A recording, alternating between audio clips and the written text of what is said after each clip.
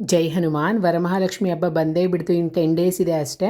So ಈ ಒಂದು ವಿಡಿಯೋದಲ್ಲಿ ನಾನು ಯಾವಾಗ ಪೂಜೆ ಮಾಡಬೇಕು, ಯಾವ ಸಮಯದಲ್ಲಿ ಮಾಡಬೇಕು, ಸೊ ಯಾವುದು ಬೆಸ್ಟ್ ಟೈಮು, ಸೊ ಯಾವ ಥರ ಪೂಜೆ ಮಾಡಬೇಕು, ಬಿಫೋರ್ ಪ್ರಿಪ್ರೇಷನ್ಸ್ ಏನೇನು ಮಾಡ್ಕೊಬೇಕು, ಫಸ್ಟ್ ಯಾವ ದೇವರಿಗೆ ಪೂಜೆ ಮಾಡಿ ಆಮೇಲೆ ವ್ರತನ ಸ್ಟಾರ್ಟ್ ಮಾಡಬೇಕು, ಪ್ರಸಾದ ಏನು, ಎಷ್ಟು ದೀಪ, ಸೊ ಹೀಗೆ ಹಲವಾರು ಮಾಹಿತಿನ ಶಾರ್ಟ್ ಆ್ಯಂಡ್ ಸ್ವೀಟಾಗಿ ನಾನು ಈ ಒಂದು ವಿಡಿಯೋದಲ್ಲಿ ತಿಳಿಸ್ಕೊಡ್ತೀನಿ.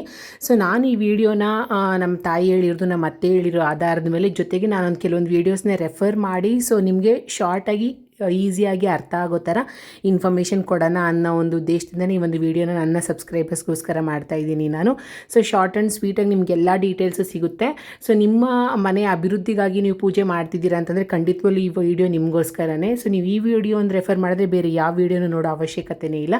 ಸೊ ಫಸ್ಟ್ ಏನು ಮಾಡಬೇಕು ಅಂತಂದರೆ ಅವತ್ತಿನ ಬೆಳಗಿನ ಜಾವ ಎದ್ದು ಸ್ನಾನ ಮಾಡಿ ಸೊ ನಾರ್ಮಲ್ ಪೂಜೆಗೆಲ್ಲ ರೆಡಿ ಮಾಡ್ಕೊಳ್ಳಿ. ಸೊ ಬಿಫೋರ್ ಡೇ ನೀವೇನೇನು ರೆಡಿ ಮಾಡ್ಕೊಬೇಕು ಅಂದರೆ ಕಳಶ, ನೀರು, ಅಕ್ಕಿ, ತೆಂಗಿನಕಾಯಿ, ಮಾವಿನ ಎಲೆ, ಅರಿಶಿನ, ಕುಂಕುಮ, ಅಕ್ಷತೆ, ಹೂವು, ದೀಪ, ಗಂಧ, ಕರ್ಪೂರ, ಹಣ್ಣು, ಕಾಯಿ, ಸೊ ಇದೆಲ್ಲನೂ ಸಹ ರೆಡಿ ಮಾಡ್ಕೊಬೇಕು. ಸೊ ದೇವಿಗೆ ಸೀರೆ, ಆಭರಣ, ನೈವೇದ್ಯ ಎಲ್ಲ ನೈವೇದ್ಯಕ್ಕೆ ಬೇಕಾಗಿರೋ ಐಟಮ್ಸ್ನೆಲ್ಲ ನೀವು ರೆಡಿ ಮಾಡ್ಕೊಬೇಕು. ಸೊ ಸಿಂಪಲ್ಲಾಗಿ ಸೊ ಒಂದು ಪೂಜಾ ಪೀಠ ರೆಡಿ ಮಾಡಿಕೊಂಡು ಫಸ್ಟ್ ಅದ್ರ ಮೇಲೆ ಬಾಳೆ ಎಲೆ ಇಟ್ಟು, ಅಕ್ಕಿ ಹರಡಿ, ಕಳಶ ಇಟ್ಟು, ಕಳಶಕ್ಕೆ ನೀರು ಹಾಕಿ, ಅಕ್ಷತೆ, ಅರಿಶಿನ, ಕುಂಕುಮ, ನಾಣ್ಯ ಇದೆಲ್ಲದನ್ನು ಸಹ ಹಾಕಬೇಕಾಗುತ್ತೆ ನೀವು.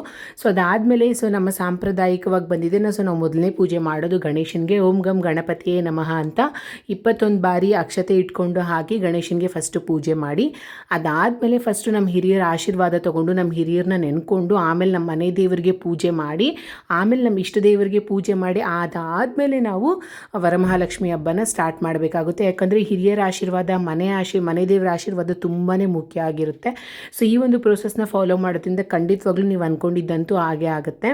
ಸೊ ಇದಾದಮೇಲೆ ಕೈಯಲ್ಲಿ ಅಕ್ಷತೆ ಇಟ್ಕೊಂಡು ಸಂಕಲ್ಪ ಮಾಡ್ಕೊಳ್ಳೋಣ. ಸೊ ನಮ್ಮ ಕುಟುಂಬಕ್ಕೆ ಆರೋಗ್ಯ, ಸಂತೋಷ, ಶಾಂತಿ, ಐಶ್ವರ್ಯ, ಸಮೃದ್ಧಿ ಎಲ್ಲನೂ ಕೊಟ್ಟು ನನ್ನ ಈ ಒಂದು ವ್ರತನ ನನಗೆ ಕೈಲಾದಷ್ಟು ಶ್ರದ್ಧೆಯಿಂದ ಮಾಡ್ತೀನಿ ಅಂತ ಹೇಳ್ಬಿಟ್ಟು ನೀವು ಸಂಕಲ್ಪ ಮಾಡಿಕೊಂಡು ಆಮೇಲೆ ದೇವಿಗೆ ಸೊ ನಾರ್ಮಲಾಗಿ ನೀವು ಹೇಗೆ ಆಭರಣ, ಸೀರೆ, ಹೂವು ಎಲ್ಲ ಹಾಕ್ಬಿಟ್ಟು ಡೆಕೋರೇಷನ್ ಮಾಡ್ಕೊಳ್ತೀರ ಆ ಥರ ಎಲ್ಲನೂ ಮಾಡಿಕೊಂಡು ಸೊ ನೀವು ವ್ರತನಾದರೂ ಓದಿ. ಸೊ ವ್ರತ ಕಂಪಲ್ಸರಿ ಓದಲೇಬೇಕಾಗುತ್ತೆ. ಸೊ ಫಸ್ಟು ದೇವಿ ಮುಂದೆ ನಾವು ಕೈಗೆ ವ್ರತದ ದಾರ ಕಟ್ಕೊಳ್ತೀವಲ್ವ, 9 ಎಳೆ ಮಾಡಿ ವ್ರತದ ದಾರನ ರೆಡಿ ಮಾಡಿ ಇಟ್ಕೊಂಡು ಸೊ ಅದನ್ನೇ ದೇವ್ರ ಮುಂದೆ ಇಟ್ಟು ಆಮೇಲೆ ನೀವೇನು ನೈವೇದ್ಯ ಮಾಡಿರ್ತೀರ ಸೊ ಇಷ್ಟರಲ್ಲಿ ನೀವು ಯಾವ ನೈವೇದ್ಯ ಆದರೂ ಮಾಡ್ಬೋದು. ಮತ್ತು ಇದರಲ್ಲಿ ಪಾನಕ ಮಿಸ್ ಆಗಿದೆ, ಪಾನಕ ಅಂತೂ ಈಸಿಯಾಗಿ ಮಾಡ್ಕೊಬೋದು. ಸೊ ಬೆಲ್ಲ ಹಾಕಿ ನಾರ್ಮಲ್ ಪಾನಕ, ಬೆಲ್ಲದ ಪಾನಕ ಹೇಗೆ ಮಾಡಬೇಕು ಅಂತ ಎಲ್ಲರಿಗೂ ಗೊತ್ತಿರುತ್ತಲ್ವ. ಸೊ ಅದನ್ನೆಲ್ಲ ದೇವ್ರ ಮುಂದೆ ಇಟ್ಟು ಸೊ ಆಮೇಲೆ ನೀವು ಒಂದು ವೀಳ್ಯದೆಲೆ ಇಟ್ಕೊಂಡು ಅಷ್ಟೋತ್ರ ಸ್ಟಾರ್ಟ್ ಮಾಡ್ಕೊಳ್ಳಿ. ಸೊ ದೇವರಿಗೆ ಅಷ್ಟೋತ್ರ ಮಾಡಬೇಕು. ಅಷ್ಟೋತ್ರ ತುಂಬಾ ಮುಖ್ಯ. ಯಾಕೆಂದರೆ ದೇವ್ರನ್ನ ನಾವು ಕಳಶಕ್ಕೆ ಆಹ್ವಾನ ಮಾಡ್ತಾ ಇದ್ದೀವಿ ಅನ್ನೋದು ಒಂದು ನಂಬಿಕೆ. ಸೊ ಒಬ್ಬರೊಬ್ರು ಒಂದೊಂಥರ ಮಾಡ್ತಾರೆ, ಬಟ್ ಅಷ್ಟೋತ್ರ ಮಾಡೋದು ತುಂಬಾ ಒಳ್ಳೆಯದು. ಸೊ ನೈವೇದ್ಯ ಇಟ್ಟಾದಮೇಲೆ ಅಷ್ಟೋತ್ರ ಆದಮೇಲೆ ವರಮಹಾಲಕ್ಷ್ಮಿ ವ್ರತದ ಕಥೆನ ಓದಿ ನೀವು. ಸೊ ಇವಾಗ ಕತೆ ಓದೋದ್ರಿಂದ ತುಂಬಾ ಒಳ್ಳೆಯದು, ಬಟ್ ಭಕ್ತಿಯಿಂದ ಓದೋದು ತುಂಬಾ ಮುಖ್ಯ ಆಗುತ್ತೆ. ಇದಾದಮೇಲೆ 5 ತುಪ್ಪದ ಆರತಿನ ಮಾಡಿ ಸೊ ಮತ್ತು ಕರ್ಪೂರ, ತುಪ್ಪದ ಆರತಿ ಮಾಡಿದ್ದಾದಮೇಲೆ ಕರ್ಪೂರದ ಆರತಿಯನ್ನು ಮಾಡಿ ದೇವರಿಗೆ ಸೊ ನಮ್ಮ ಕುಟುಂಬಕ್ಕೆ ಒಳ್ಳೆ ಆಯುಷ್ ಆರೋಗ್ಯ ಕೊಟ್ಟು ಕಾಪಾಡಮ್ಮ ತಾಯಿ ಅಂತ ಭಕ್ತಿಯಿಂದ ಪೂಜೆ ಮಾಡಿಕೊಂಡು ಆಮೇಲೆ ಸುಮಂಗಲಿಯರನ್ನ ಕರೆಸಿ ಅವ್ರಿಗೆ ಅರಿಶಿನ, ಕುಂಕುಮ, ತಾಂಬೂಲ, ಹೂವು ಎಲ್ಲ ಕೊಟ್ಟು ಸೊ ಅವ್ರ ಕಡೆಯಿಂದನೂ ನೀವು ಆಶೀರ್ವಾದ ತೊಗೊಂಡ್ರೆ ಸೊ ಇಷ್ಟು ಮಾಡಿದ್ರೆ ಸಾಕು. ಸೊ ಇದೆಲ್ಲದಕ್ಕಿಂತ ಹೆಚ್ಚು ನೆಕ್ಸ್ಟ್ ಬಂದರೆ ಟೈಮಿಂಗ್ಸ್ಗೆ ಶುಕ್ರವಾರ 21ನೇ ತಾರೀಕು ಆಗಸ್ಟಲ್ಲಿ ನಾವು ಪೂಜೆ ಮಾಡಬೇಕು. ಸೊ ಈ 3 ಲಗ್ನದಲ್ಲಿ ನಿಮ್ಗೆ ಯಾವ್ದು ಅನುಕೂಲನೋ ಅದರಲ್ಲಿ ಮಾಡ್ಕೊಳ್ಳಿ.